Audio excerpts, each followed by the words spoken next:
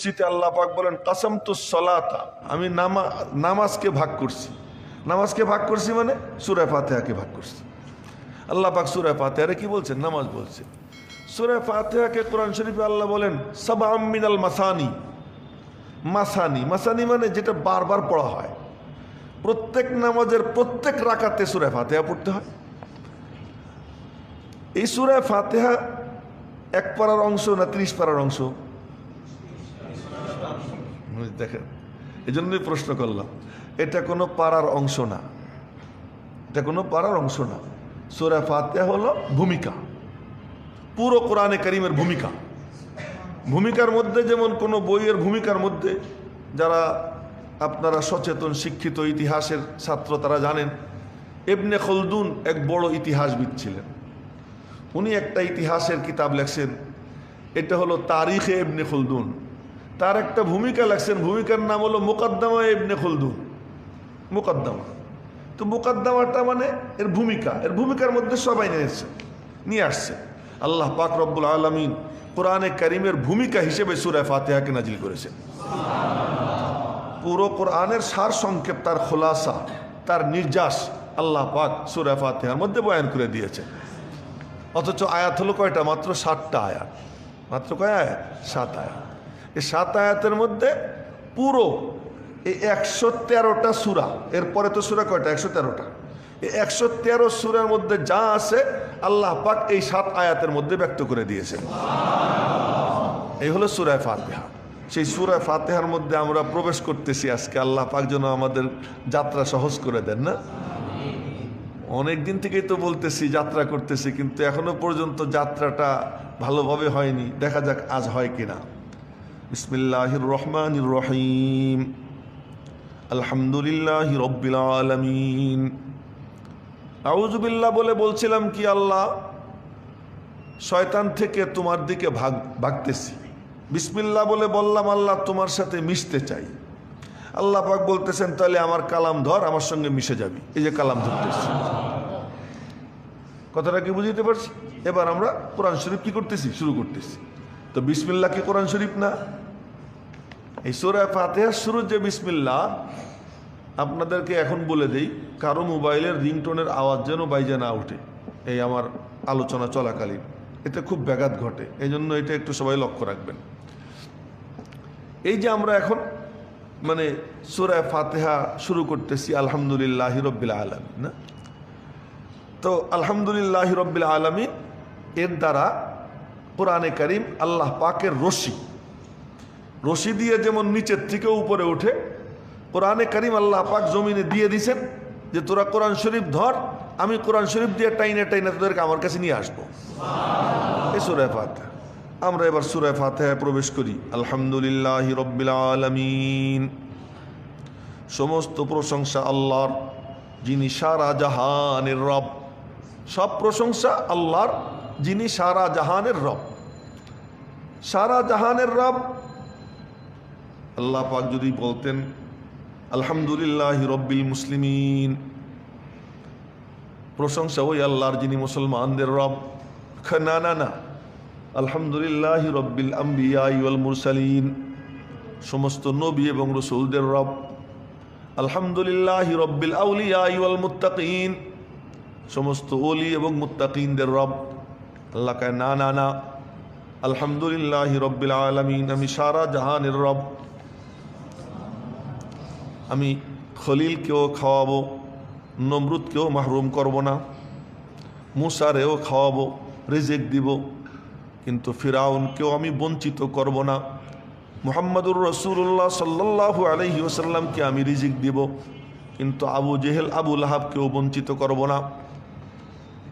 আমি হলাম এমন রব। রব কাকে বলে? আগে রব্বের সংজ্ঞাটা জেনে নিই। রব কাকে বলে? যিনি সৃজন করেন এবং সৃষ্টির অবশিষ্ট থাকার উপকরণ সরবরাহ করেন, এবং যিনি কোনো সৃষ্টিকে ধীরে ধীরে তার অজান্তে অবচেতন মনে তাকে তার চূড়ান্ত পর্যায় পর্যন্ত পৌঁছে দেন, তাকে কি বলা হয়? রব বলা হয়। আবার বলতেছি, যিনি কোনো কিছু সৃষ্টি করেন, সৃষ্টির পরে সে যেন ধ্বংস হয়ে না যায়, অবশিষ্ট থাকতে পারে, এজন্য যা উপকরণ দরকার এগুলো তিনি সরবরাহ করেন, আবার ধীরে ধীরে তাকে তার আরবিতে বলে ইন্তেহায়ে কামাল, পূর্ণতার চূড়ান্ত পর্যায়ে আল্লাহ তাআলা পৌঁছে দেন। তারে কি বলা হয়? রব বলা হয়। তাহলে বোঝা গেল কি যে রব তিনি যার মধ্যে এই তিন গুণ আছে, স্রষ্টাও হবেন, আবার সৃষ্টির অবশিষ্ট থাকার উপকরণও সরবরাহ করবেন, আবার তাকে চূড়ান্ত পর্যায় পর্যন্ত নিজে পৌঁছাবেন। এখন এই কাম একমাত্র আল্লাহ ছাড়া আর কেউ করতে পারে না। অতএব ইবাদতের লায়েক একমাত্র তিনি ছাড়া আর কেউ হতে পারে না। সুতরাং সূরা ফাতিহার শুরুতেই তাওহীদে উলুহিয়ত, তাওহীদে রুবুবিয়ত, যে মাবুদও তিনি, রবও কেবল তিনি। সুতরাং সিজদার লায়েক একমাত্র কে? আলহামদুলিল্লাহি রাব্বিল আলামিন। আলামিন আলমের বহুবচন। আলাদা আলাদা প্রত্যেকটা মখলুককে আলম বলা হয়। পিপিলিকা একটা আলম, মশা একটা আলম, মাছি একটা আলম, এই সবগুলো কি আলম। ইনসান আলাদা একটা আলম। তো সব যত সৃষ্টি আছে সব সৃষ্টিকে আলাদা আলাদা আলম বলা হয়। আলম কেন বলা হয়? আল আলম মা ইউলামু বিহি শাই। আলম বলা হয় এমন জিনিসকে যার দ্বারা কোনো কিছু জানা যায়। এই সমস্ত কিছু দিয়ে কাকে জানা যায়? বলেন আপনারা, কাকে জানা যায়? যত সৃষ্টি আছে সব সৃষ্টি। এই জন্য রব্বুল আলামিন কি বলেন, এই খালি গাধার মতো খাওয়ার জন্য তোদেরকে পাঠাইনি, তোরা খালি খাবি ঘুমাবি এজন্য না, বরং তোরা আসমানের দিকে তাকাবি, তো আসমান দেখে গবেষণা করবি, জমিনের দিকে তাকাবি, এটা দেখে গবেষণা করবি, পিপিলিকাকে দেখবি, তারে দেখে গবেষণা করবি, মশারে দেখবি, ওরে দেখে গবেষণা করবি, বকরি গরু ছাগল দেখবি, গবেষণা করবি, গবেষণা কইরা তারপরে নতিজায় পৌঁছবি, ফলাফলে পৌঁছবি যে পিছনে কেউ না কেউ আছে, তিনি হলেন কে? আল্লাহ। এই গবেষণা, এই ফিকির, এটা কিন্তু মুমিনের বৈশিষ্ট্য। ওয়াতাফাক্কারুনা ফি খালকিস সামাওয়াতি ওয়াল আরদ, যারা আসমান ও জমিনের সৃষ্টির মধ্যে কি করে? গবেষণা করে। মেরে মুহতারাম ভাইও, তো রব্বিল আলামিন, সমস্ত আলমের রব। ভালো করে মনে রাখবো, সমস্ত মখলুকের রাজ্জাক যিনি, তাকে কি বলা হয়? রব। রাজ্জাক তো রাজ্জাক কেবলমাত্র মুহাম্মদুর রাসূলুল্লাহ সাল্লাল্লাহু আলাইহি সাল্লাম আর ইব্রাহিম খলিল, মুসা আলাইহিস সালাম আর সমস্ত মানুষেরই শুধু রব? না না না, কুল মখলুকাতের রব। কুল মখলুকাতের রব কোথায় পাওয়া গেল? রব্বুল আলামিন বলেন, ওমা মিন দাব্বাতিন ফিল আরদি ইল্লা আলাল্লাহি রিজকুহা। ধরা পৃষ্ঠে চলাচলকারী যত জন্তু আছে, জীবজন্তু যত প্রাণী আছে, জি রূহ, এ সবগুলোর রিজিকের জিম্মাদার আমি আল্লাহ। আমি রিজিক পৌঁছাই। শুধু রিজিক পৌঁছাই তাই না, হিকমতের সাথে পৌঁছাই। হিকমতের সাথে যার যতটুকু দরকার তারে ততটুকু দেই। তুমি মনে কইরো না যে রেল লাইনের বস্তিতে যারা আছে, রেল লাইনের উপরে বস্তি উঠাইয়া আল্লাহ পাক বুঝি বড় জালেম, কাউকে অট্টালিকায় শোয়াইয়া রাখছেন আর এরে আল্লাহ বস্তিতে রাখছেন। না না না, আমি আল্লাহ যার যা উচিত তাকে আমি তাই দেই। যার যতটুকু পাওনা, যেই পাত্রে যতটুকু আটে, আমি আল্লাহ তাকে অতটুকু দেই। ও ভাই, এই কথাটা একটু ভালো করে বোঝার চেষ্টা করবেন। আমার হাতে চায়ের কাপ ধরছি, এরকম এখানে চায়ের কাপ আছে, ফ্লাক্সও আছে, কাপ আমি ধরছি, হারুন সাহেব চা ঢালতেছে। চা কি ঢালতেই থাকবে নাকি দেখবে কাপে কতটুকু ধরে? কাপে যতটুকু ধরে তার থেকে বেশি ঢাললে ওই চা কি আমার কোনো কাজে আসবে না হাত জ্বালাই দিবে? কথা ভালো করে বুঝেন তো, যে পাত্রে যতটুকু ধরে অতটুকুই কি দেওয়া। এটাই হলো কি হিকমতের চাহিদা। হায় হায়, যদি অতিরিক্ত হয়ে যায়, আল্লাহ বলেন যে তোর চাহিদা মতো দিলে তুই কি করবি না করবি আমি তো জানি। কোরআনে কারিমে আল্লাহ তাআলা স্পষ্ট বলতেছেন, ওয়ালাউ বাসাতাল্লাহুর রিজকা লিইবাদিহি লাবাগাউ ফিল আরদ। যদি আমি তোমাকে 10,000 টাকা দিলাম, তুমি মনে মনে বলো আল্লাহ 10 লাখ দিতে পারলে না, খালি 10,000-এ আমারে আটকাই রাখলা।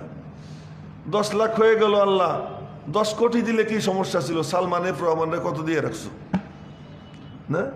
এই বসুন্ধরা গ্রুপরে কত টাকা দিয়ে রাখছো, যমুনা গ্রুপরে কত টাকা দিয়ে রাখছো। আমারে 10 কোটি দিলে তোমার কি ক্ষতি ছিল? আমারও তো দেওয়ার পারতা। किस्मत दी कस्साम अजल ने, किस्मत दी हर शख्स को कस्साम अजल ने, जिस शख्स को जितना मुनासिब है। যে কাসামে আজল রব্বুল আলামিন তিনি বন্টন করেছেন যার যতটুকু দরকার অতটুকু, যে যতটুকু পাওয়ার উপযুক্ত তাকে অতটুকু দিছেন। অতিরিক্ত দিলে কি হবে আল্লাহ পাক নিজে বলতেছেন, শোনেন ভালো করে। ওয়ালাউ বাসাতাল্লাহুর রিজকা লিইবাদিহি লাবাগাউ ফিল আরদ, তোর চাহিদা অনুযায়ী যদি দেই, আমি ইয়াহিয়া মাহমুদ এই বাইতুল মারুফ মসজিদের খতিব হওয়ারই উপযুক্ত, এখানেই আল্লাহ আমারে রাখছে, বাইতুল মুকাররমে দেয় নাই। আমি মনে মনে বলি, আল্লাহ বাইতুল মুকাররমটা আমার দিতে পারল না, না আমাকে তুমি আরো কোনো বড় মসজিদে দিতে পারলে না। আপনারে আল্লাহ একটা চেয়ার দিছে, ওসি সাহেবের ওসির চেয়ার, উনি মনে মনে বলে যে আল্লাহ তুমি আমার এসপি বানাইতে পারলে না, তুমি আমার ডিসি বানাইতে পারলে না, খালি এখানে রেখে দিলা।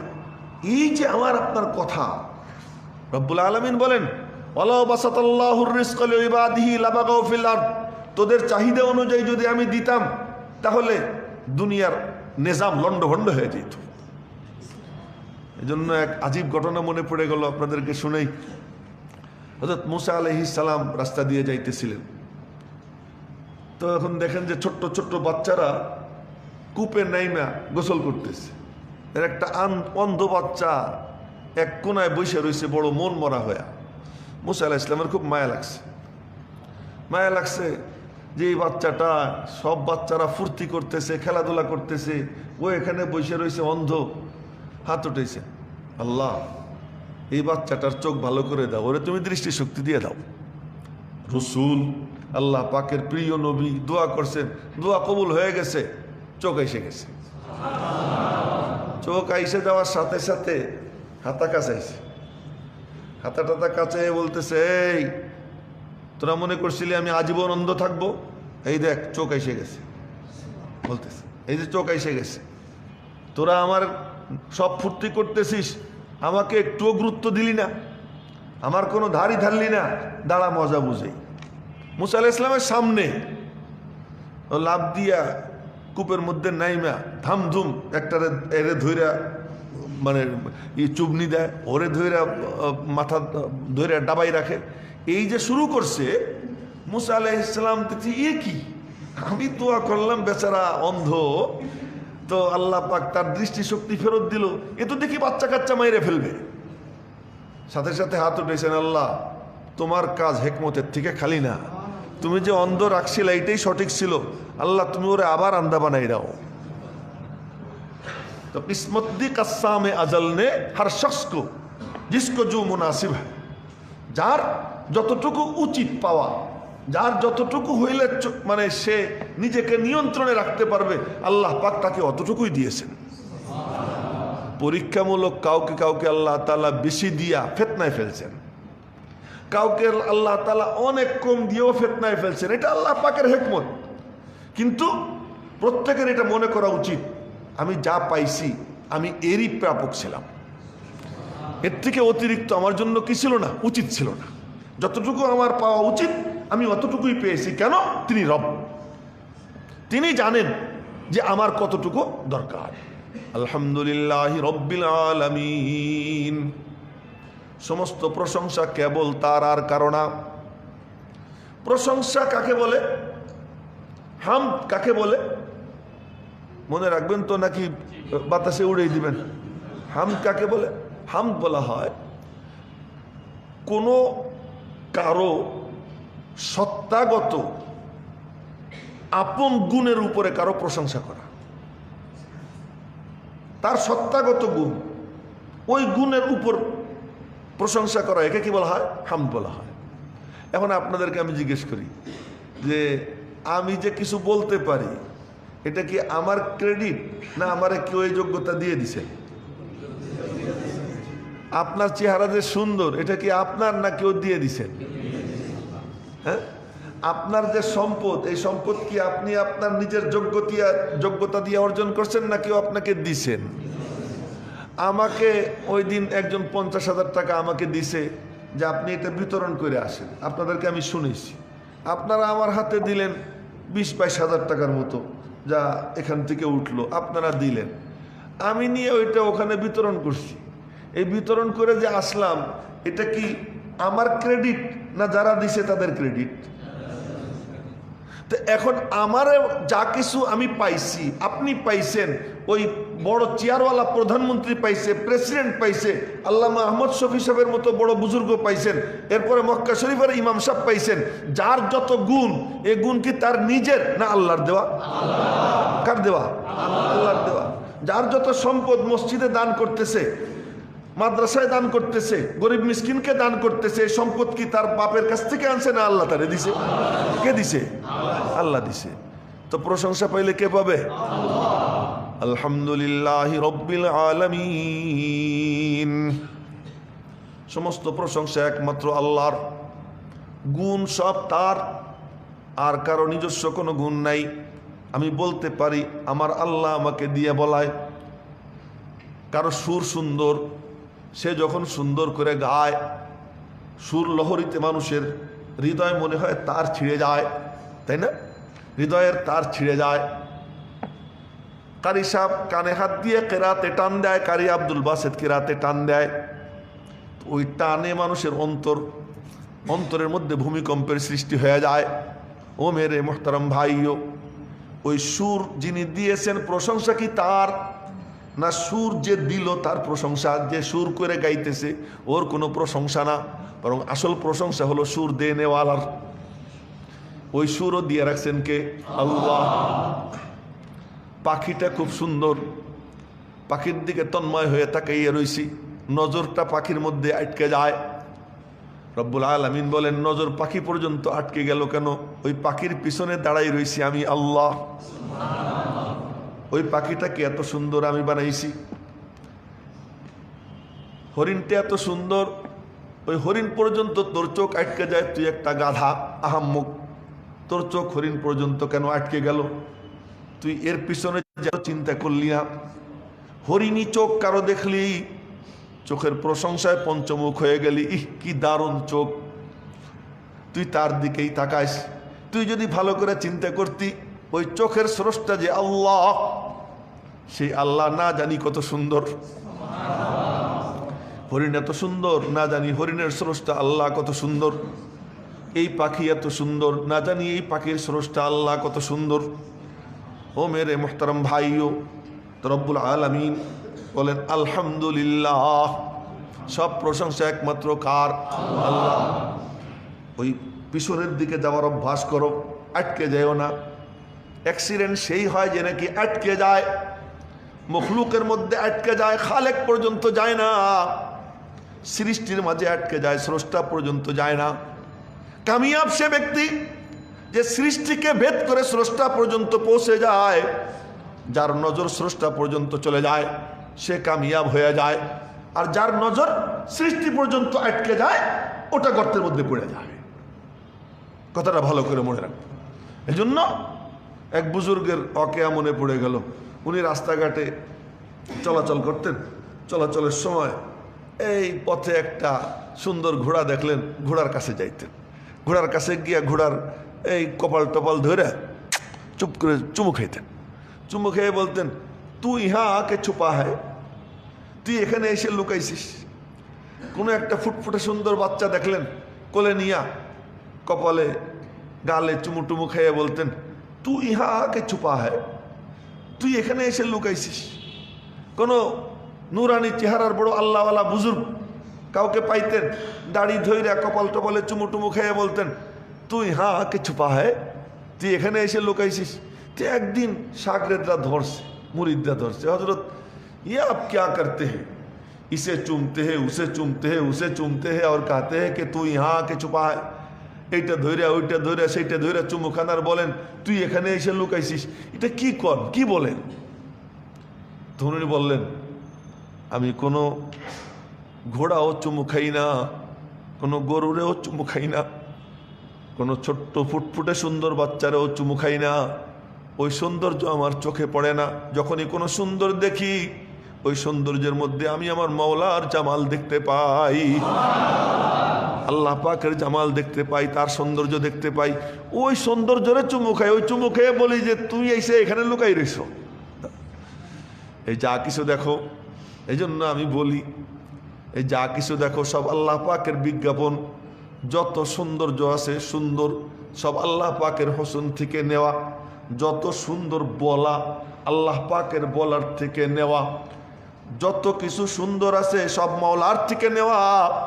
এগুলো ধার করা জিনিস, কারো আপন নিজস্ব কোনো জিনিস নেই। আমার আপনার সব কিছু কি করা? ধার করা। ধার দিয়েছেন কে? ধার দিয়ে বলতেছেন তোরে মালিক বানাই দিলাম, ধার দিয়ে বলতেছেন তোরে মালিক বানাই দিলাম। মালিকের মতো মালিক যেমন দিয়ে পায়, ধারের জিনিস দিয়ে আল্লাহ কয় তোরে আমি তেমনই দিব। আলহামদুলিল্লাহ রব্বিল আলামিন। সুতরাং আমরা যে আলহামদুলিল্লাহ বলি সব কিছুর শুরুতে, বলতে গেলেই প্রথম বলি কি? আলহামদুলিল্লাহ। খুতবার শুরুতে কি বলি? আলহামদুলিল্লাহ। বিবাহ শাদীর অনুষ্ঠান শুরুতে কি? আলহামদুলিল্লাহ। নামাজে দাঁড়াইতেছি বলতেছি কি? আলহামদুলিল্লাহ। আজীব ব্যাপার, সবখানে আলহামদুলিল্লাহ, সবখানে আলহামদুলিল্লাহ। খাবারের লোকমা মুখে দেব আলহামদুলিল্লাহ। কাপড় পরতে যাব, নতুন কাপড়, আজকে আমি নতুন লুঙ্গি পরছি, একেবারে নতুন, তো নতুন লুঙ্গি পরতে যাই, তো কি পরবো? আলহামদুলিল্লাহ। আলহামদুলিল্লাহিল্লাযী কাসানি। প্রশংসা ওই আল্লাহর যিনি আমারে পরাইলেন। লুঙ্গি আমি নিজে পরতেছি না, আমারে পরাইতেছেন কে? পাঞ্জাবি আমি গায়ে দিই না, নতুন কে গায়ে দেওয়ায়? প্রথম যখন নতুন গায়ে দিবেন তখন বলবেন আলহামদুলিল্লাহিল্লাযী কাসানি মা উয়ারি বিহি আওরাতি ওয়া আতাজাম্মালু বিহি ফি হায়াতি। এটা নতুন কাপড় পরার দোয়া। আলহামদুলিল্লাহিল্লাযী কাসানি মা উয়ারি বিহি আওরাতি ওয়া আতাজাম্মালু বিহি ফি হায়াতি। প্রশংসা ওই আল্লাহর যিনি আমাকে পরাইলেন এমন কাপড় যা দিয়ে আমি আমার লজ্জা ঢাকবো। খালি গায়ে থাকাটাও লজ্জা, লুঙ্গিবিহীন থাকা তো হলো একেবারে বেহায়া, কিন্তু খালি গায়ে থাকাটাও লজ্জা। এই জন্য সিনা, বুক, পিঠ এগুলো সব কি? আওরাত। এগুলো কি? আওরাত। যে আমার লজ্জা ঢাকবো যা দিয়ে। ও আতাজাম্মালু বিহি ফি হায়াতি, এবং যা দিয়ে আমি আমার জীবনে সৌন্দর্য আনয়ন করব। তা আমি যে কাপড় পরি, কাপড় পরলে সুন্দর দেখা যায় না? কই তুমি ওই প্রথম কাপড় পরতে সময় তুমি এই কথা বলো আলহামদুলিল্লাহিল্লাযী কাসানি মা উয়ারি বিহি আওরাতি ওয়া আতাজাম্মালু বিহি ফি হায়াতি। এরপরে যতবার পড়বা অতবার বলবা বিসমিল্লাহ। যে কারণ নামে পড়তেছি? আল্লাহ। যে আমি যে কাপড় পরি এ আমারে কে পরায়? আল্লাহ। না, তাহলে আমার যা কিছু আছে সব দেয় কে? আল্লাহ। তো প্রশংসা করবো কার? খাইতে বসছো, খাওয়ার শেষে কি বলবা? আলহামদুলিল্লাহ। না, আলহামদুলিল্লাহ আল্লাযী আত'আমানি। তুমি তো খাওয়াইছো, নয় তো খাবার পারতাম না। কারো খাবার গলায় আটকে যায়, কেউ হাত দিয়ে খাবার গলা মুখ পর্যন্ত উঠাইতেই পারে না। আমি তো হাত দিয়ে মুখ পর্যন্ত খাবার উঠাইতে পারি। আবার মুখে দিয়ে অনেকে চাবাইতে পারে না, আমি চাবাইতে পারি। আবার চাবাইলে অনেকে গলায় আটকে যায়, গিলতে পারে না। তুমি তো গলৎকরণ করাইয়া দাও। শুধু খাওয়াই না, গরুও খায়, তুমিও খাও। তো একটু চিন্তা করো, গরুর খাওয়া তোমার খাওয়ার মধ্যে পার্থক্য কি? তুমি খাইতে সময় চিন্তা করবা যে গলৎকরণ যে হচ্ছে এটা কে করে দিচ্ছেন? আল্লাহ। আলহামদুলিল্লাহ। তো এখন খাবারটা যে খাইলাম, খাওয়ার পরে যদি পেটে জমে যায়, বের না হয়, কি উপায় হবে? যখন বের হয়ে যায়, তো বের হওয়ার পরে তুমি বাথরুম থেকে বের হও, বের হয়েই বলো গুফরানাক আলহামদুলিল্লাহ। দেখছেন নি? আল্লাহ শিখাইতেছে, নবীজি শিখাইতেছেন। বলো গুফরানাক আলহামদুলিল্লাহ আল্লাযী আযহাবা আন্নিল আযা ওয়া আফানি। কারো পেটে যদি আটকে থাকে তার মতো দুঃখী লোক আর কেউ নাই। কি কঠিন কষ্টের না? তো ওই যে বের হয়ে গেল, কে বের করে দিল? তো প্রশংসা কে পাবে? আল্লাহ। এই জন্য প্রথমেই কি? আলহামদুলিল্লাহি রব্বিল আলামিন। সব প্রশংসা আল্লাহর। এবার গবেষণা করতে করতে যাবেন যে একজন বিজ্ঞানী সুন্দর আবিষ্কার করছে, এই সুন্দর আবিষ্কার করছে, তো উন্মাদ হয়ে যাবে যদি আল্লাহ ওর মস্তিষ্কের ব্রেন ছিনিয়ে নেয়। তো তার এই যে উর্বর মস্তিষ্কটা দিয়েছেন কে? এই সৃজনশীল মেধা তাকে দিয়েছেন কে? তো খুব বিজ্ঞানীরে বাহবা দাও, প্রশংসা করো, একবারও আলহামদুলিল্লাহ কও না। কত বড় নেমুখ হারাম তুমি, কত বড় নেমুখ হারাম তুমি, যে ওর মস্তিষ্কটা এরকম রেখে দিয়েছেন, বানাই দিয়েছেন কে? আল্লাহ। আলহামদুলিল্লাহ রব্বিল আলামিন। রব্বুল আলামিন সারা জাহানের রব, সাথে সাথে বলতেছেন আর রহমানির রহিম।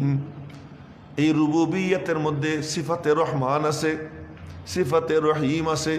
বড় আদর করে পালি, বড় আদর করে পালি। এই পালতে গিয়া রুবুবিয়তটা প্রয়োগ করতে গিয়ে আমি মাওলার রহমত সঙ্গে থাকে। আর রহমানির রহিম, বড় দয়ার সঙ্গে পালি। কি সুবহানাল্লাহ, কেমন রব্বের রব যে আল্লাহ পাক প্রত্যেকটা বাচ্চার জন্য তার মায়ের অন্তরে যে মায়া ঢেলে দিছে, তার বাপের অন্তরে যে মায়া ঢেলে দিছে, এটা কি বাপ মা এমনি এমনি করে না, আল্লাহ ঢেলে দিছে? কে ঢেলে দিছে? আরে গাভী, তার বাচ্চা শুয়ে রয়েছে, গাভীরে তাড়া দিছে নবীজির জামানায়, গাভীরে তাড়া দিছে, গাভী দৌড় দিছে, বাচ্চার কাছে গিয়ে লাভ দিছে যে বাচ্চার উপর দিয়ে যেন বাচ্চার উপরে পাটা না পড়ে। ওই অবলা জানোয়ার তার দেলে এই বুঝটাকে ঢেলে দিল। কেমন রব্বের রব, কেমন রব্বের রব। আলহামদুলিল্লাহ রব্বিল আলামিন আর রহমানির রহিম। এই রব্বুল আলামিন রব, তিনি সকলের জন্য দয়া মায়া, ও তার সকলের জন্য, কাফেরের জন্য দয়া, মুশরিকের জন্য দয়া, হিন্দুর জন্য দয়া, ইহুদি খ্রিস্টানের জন্য দয়া।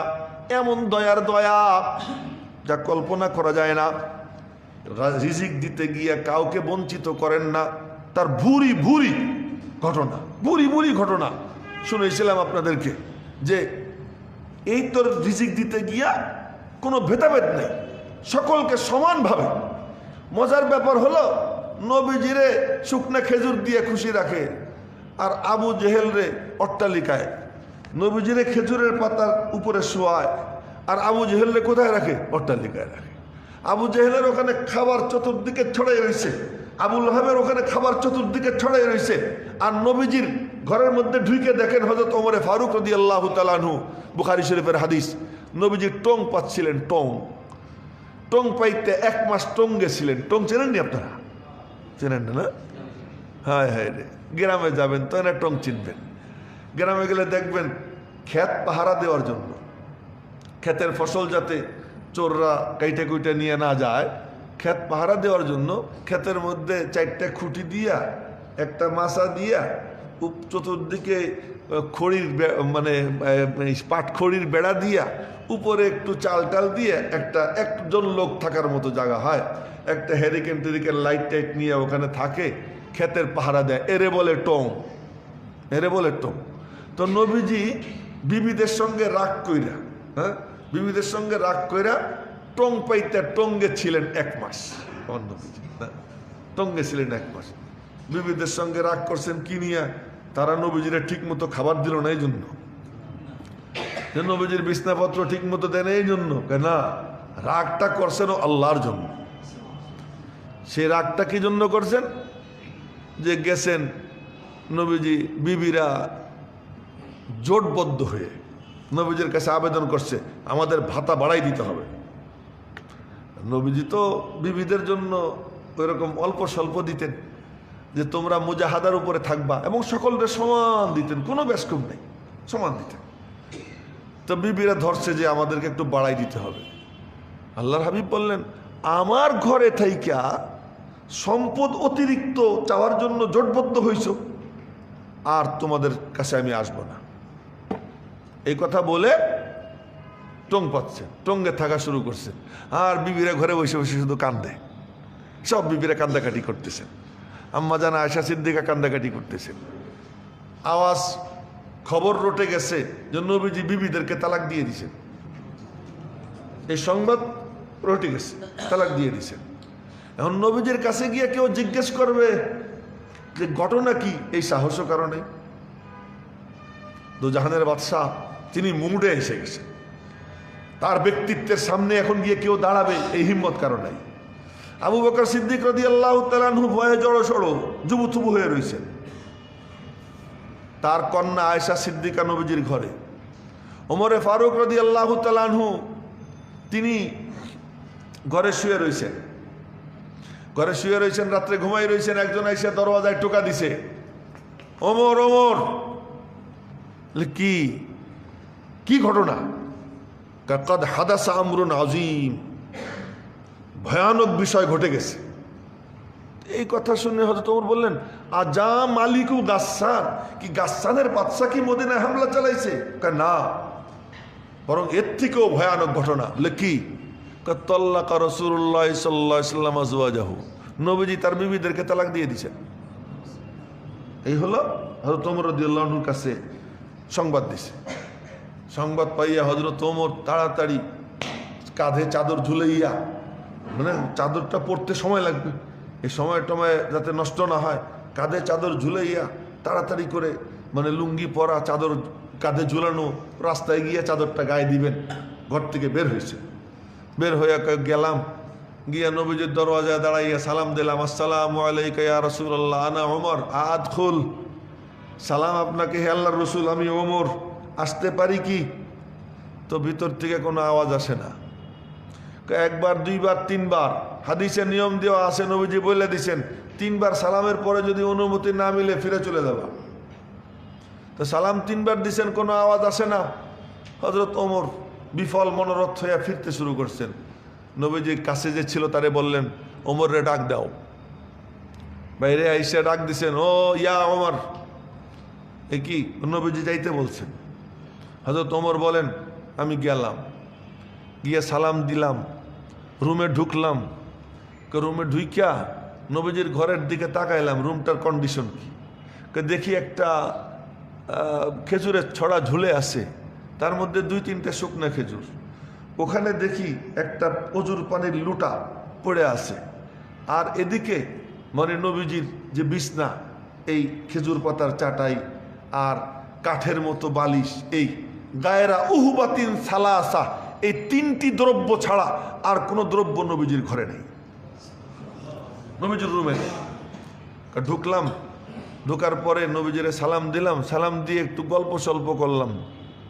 তো গল্প সল্প করে নবীজির একটু হাসানের চেষ্টা করলাম। হযরত ওমর বলেন, একটু হাসানের চেষ্টা করলাম। তা আমার এক কথায় তিনি একটু মুস্কি হাসিও দিলেন। লম্বা হাদিস সব শুনাইতেছি না, একটু মুস্কি হাসিও দিলেন। এক পর্যায়ে আমি বললাম, ইয়া রাসূলুল্লাহ, এই যে রোম পারস্য আল্লাহর ইবাদত করে না, আর ওদেরকে আল্লাহ এরকম কোটি কোটি টাকা দিয়ে রাখছে, কত নাজ নিয়ামত, আর আপনি দোজাহানের বাদশাহ, সমস্ত নবীদের সর্দার, সৃষ্টির সর্দার, আর আপনি এই যে সোয়াদ থেকে উঠছেন, আপনার পিঠে খেজুর পাতার চাটাইয়ের দাগ, আমার তো বরদাস্ত হইতেছে না, সহ্য হইতেছে না। হযরত ওমরের 2 চোখ দিয়ে পানি পড়তে আরম্ভ হয়ে গেছে। উনি বললেন, সহ্য হইতেছে না, একটু আল্লাহরে বলেন না, উদুল্লাহ। নবীজির কথা বলতেছেন না, বলতে উদুল্লাহ, আপনি আল্লাহর একটু বলেন, ফালিউয়াসি আলা উম্মতিক, আপনার উম্মতে আল্লাহ একটু টাকা পয়সা দেখ।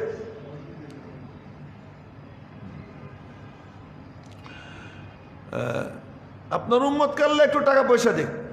হযরত ওমরের মনে মনে খেয়াল হলো, নবীজি যদি এই দোয়া করেন আর কিছু টাকা পয়সা পাই, তাহলে নবীজির একটু ভালো বিছনা বানাই দেব, শোয়ার জন্য একটু ভালো বিছনা বানাই দেব। এতক্ষণ পর্যন্ত নবীজি এমনি হেলান দিয়েছিলেন। এই কথা বলার পরে সোজা হয়ে বসছে, সোজা হয়ে বসে বলতেছেন, আফি হাদা আনতা ইয়া ইবনাল খাত্তাব, এ খাত্তাবের বেটা, তুমি এখন এই সমস্ত আজে বাজে চিন্তার মধ্যে ডুবে আসো।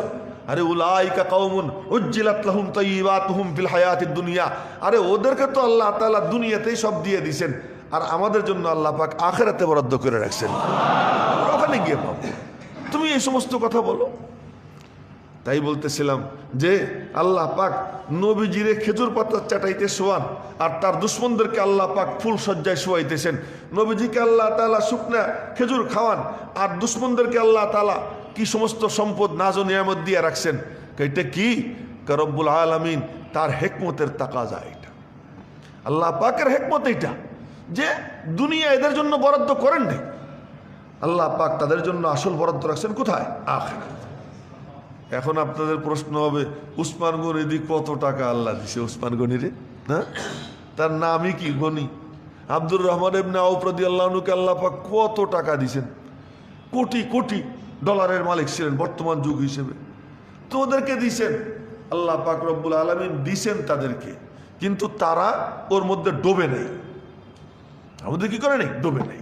তারা মনে করছেন আমানত, নিজের জীবন খুব কষ্টে মষ্টে কাটাইছেন, শুধু আল্লাহর রাস্তায় দান করেছেন। রাস্তায় কি করেছেন? দান করেছেন। তো যে কথা বলার জন্য এত লম্বা কথা বললাম, যে রব্বুল আলামিন সারা জাহানের রব, এই রুবুবিয়তের পরেই আয়াতটা কি? আর রহমানির রহিম, পালি আমি বড় দয়ার সঙ্গে, মায়ার সঙ্গে, বড় দয়া মায়ার সঙ্গে পালি।